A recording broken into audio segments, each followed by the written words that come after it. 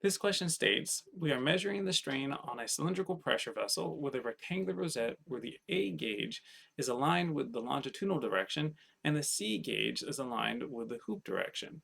If the hollow pressure vessel has internal pressure P or gauge pressure P, radius R and wall thickness T, elastic modulus E, and Poisson's ratio nu, what do we expect the reading on the B gauge to show? And then we're given a number of relationships relating the strains and the stresses to each other here in terms of the kind of algebraic representation and the equivalent expression in terms of matrix and column vector. Well, let's go ahead and begin to break this problem into parts. First, let's realize that we've got a cylindrical or thin-walled cylindrical pressure vessel, and that we have A aligned with the longitudinal direction and C aligned with the hoop direction. So if we make a little drawing here where we have a cylinder like so, and we say, oh, well, the longitudinal direction, we'll call it the A direction, okay? Or we could even call it the X direction, okay? And then we've got the element on the surface or in the surface, and the hoop direction is going to be, let's call it the Y direction, like that. Okay, and that hoop direction, and that's really local. Okay, so this is like coming off tangent to the surface. That's going to be the C direction, or the C gauge, okay, as well. And we know that the sigma x is going to be PR over 2t, and we know that the sigma y is going to be twice that, PR over t. So we've got our sigma x, call that sigma x, and we've got, maybe we can even try to make it a little bit nicer, sigma x, and we have our sigma y, which we'll say is twice that value, sigma y, like that. Okay. So the rectangle, so that's the first part. So we've identified what let's say the stress is. And now we're dealing with strain gauges, so we're doing essentially a calculation to figure out, okay, what is uh, epsilon b, and that would be this strain gauge that they're asking for. And in order to figure that out, we need to know how or what epsilon uh, A and C might be, okay? Because this strain gauge is going to be 45 degrees off from it, and maybe I should draw a picture here. So we have a a system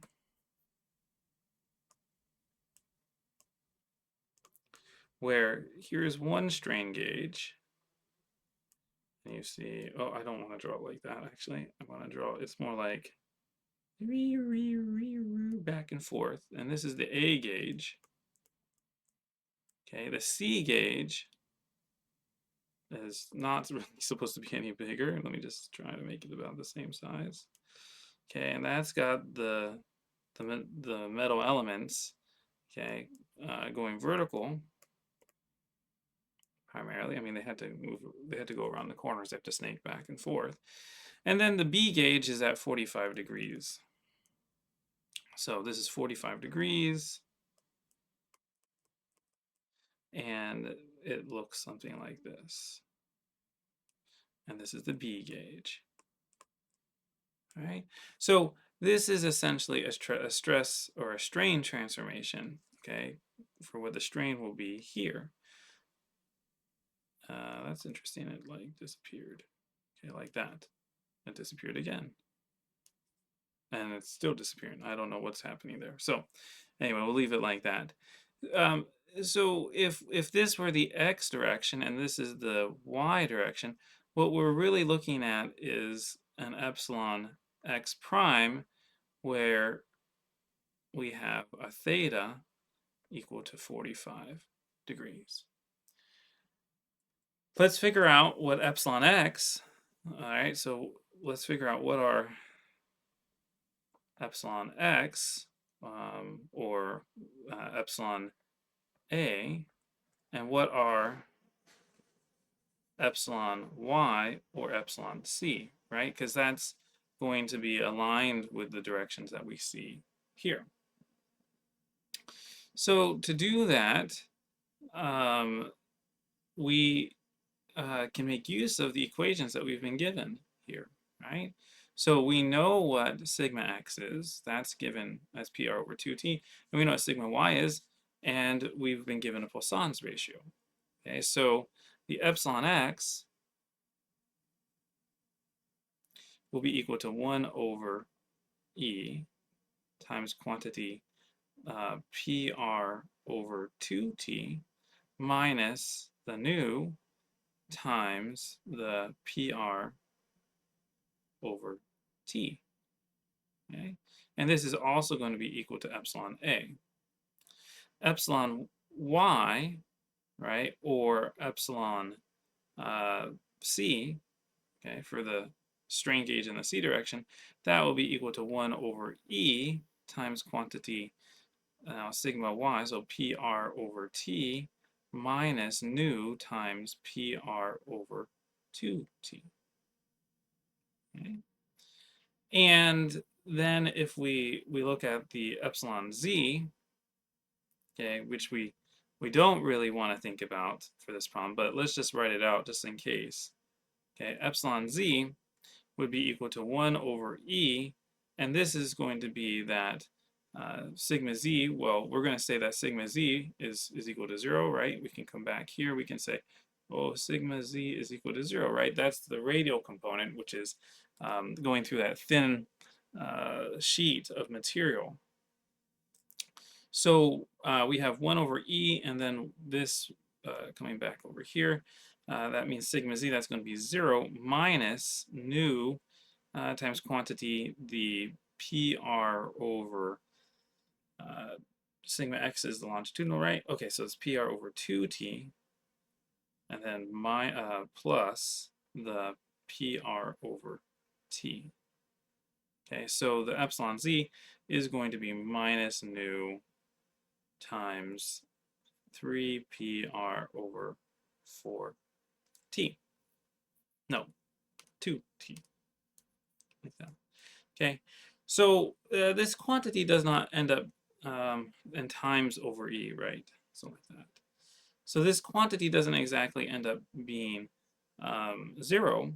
Okay, in fact, it does end up being some quantity, but notice that we have a nu in front of it, so that's typically, you know, for metal it's 0.2, 0.3. So it's still going to be about a third of, but you have a 3/2, and you say, oh, well, I have that much. So it's still going to be, you know, less than either of these quantities for relevant numbers. And yeah, you know, when we do plane strain transformations, we like to think that it's equal to 0. But this is one of those cases where we're going to kind of say, it exists, but we're going to ignore it. So what do we do? Well, we're going to either use more circle, okay, or to figure out what's happening at 45 degrees, or we can use the stress transformation equations. And there are times when it's just easier to use the stress transformation equations. We've talked about this a little bit in class. One of those times is when you're looking at the resulting, say, epsilon x prime or sigma x prime if you're doing stresses at a particular angle, because you know, you can do the Mohr circle, but Mohr circle is really the most powerful when you're looking at the maximum in plane shear stress, or the absolute maximum shear stress, or the absolute maximum shear strain, and the principal stresses or the principal strains, and those and the rotations associated with it. That's where it's very powerful. But since we're just going to go to a 45-degree rotation, let's go ahead and we'll use the transformation equations. And if you look in the slides, we did this. This is the process that we used previously as well. So for the epsilon b, and this one's not particularly bad either, because you could argue that since there's going to be uh, since well, you have very minimal shear strain here. You could argue that with this situation, this is kind of a state of principal strains, then 45 degrees would be just getting to a state of absolute maximum shear stress. But we're still interested in the sigma x prime. But that'd be okay, because it could be, you could think of it as kind of halfway in between the two. Anyway, let's just use that's maybe a digression. We're just going to use the strain transformation equation. So epsilon b, okay, is going to be well, let's first out. Okay, so let's first write out the epsilon x prime. Okay, because this is the one that we can use for any organization, any angle of rotation. That sounds kind of like organization, like that. The average plus epsilon x minus epsilon y over 2 cosine 2 theta plus sine 2, whoops, gamma xy over 2 times sine 2 theta, like that. Oh, I had some more space. I just had to move it over. Okay, so what does this mean for us? Well, if I were to plug in again theta equals 0, I would be at x. I wouldn't have moved, and that's just the a direction. If I plug in 45 degrees for this, then I'm in the b gauge direction, or this x prime is in a 45 degrees. The orientation of it is 45 degrees off of the x. So let's look at epsilon b, and this is essentially equal to epsilon x prime for a rotation of 45 degrees. And when we do that, we have epsilon x plus epsilon y. So the epsilon x, okay, epsilon y, so we can say that's over 2.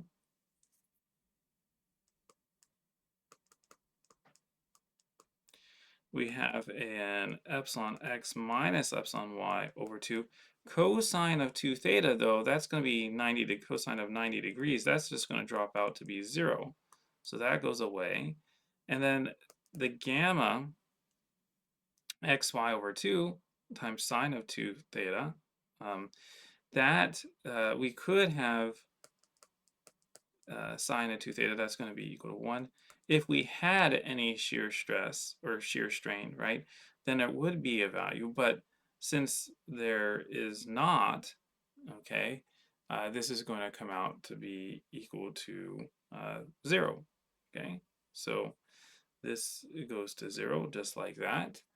All right, and so here, what we're left with is going to be equal to 1/2 the epsilon x plus the epsilon y, all right, for this particular case, which is going to be 1/2 epsilon a plus epsilon c. That's what we're going to get. So we can go over here and we can figure out, okay, this is our epsilon x. It's this quantity here, 1 over e times pr over 2t minus v, or nu, over times pr over t, right? That's this quantity. So that's what we would plug in here or here. Okay. And then the epsilon y,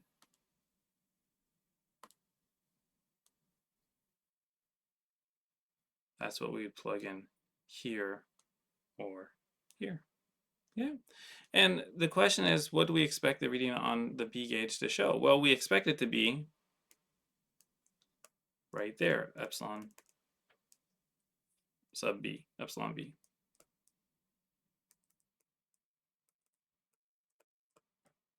Okay. Well, I hope this example has been useful. Thank you for watching.